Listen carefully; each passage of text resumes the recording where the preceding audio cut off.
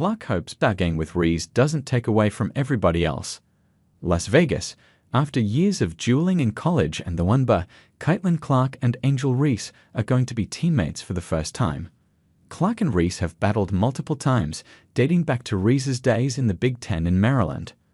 The duel first made headlines in the 2023 CAR Women's Basketball National Championship game when Reese made a gesture toward her ring finger as her LSU Tigers beat Clark's Iowa Hawkeyes.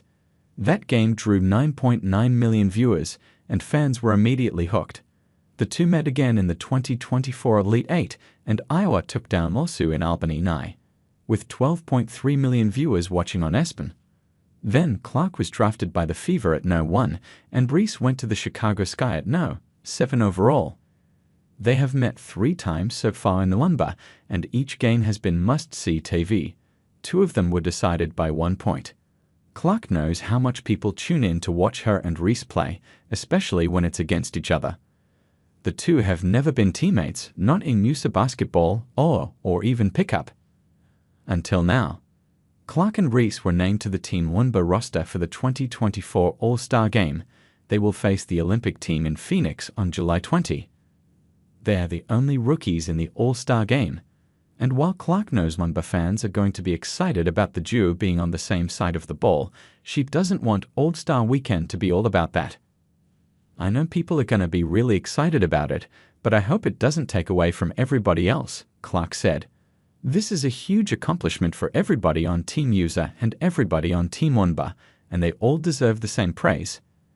I don't want it to take away from any of that and just be the focal point of All-Star Weekend, because that's not fair to them, and obviously this is something that's really hard to accomplish. Aside from Clark and Reese, there are multiple storylines heading into All-Star Weekend. The Connecticut Sun's Duana Bonner and Alyssa Thomas, who are engaged, will be playing against each other. Thomas on Team USA and Bonner on Team wnba. The Phoenix Mercury's Brittany Griner, who is on Team USA, will be preparing to go overseas for the first time since she was detained in Russia for 9 months in 2022. The Los Angeles Sparks' Dearica Hamby is on Team wnba ahead of going to Paris to play on the Olympic 3-on-3 team. The Indiana Fever have the most players on Team wnba, with Aaliyah Boston and Kelsey Mitchell joining Clark on the roster.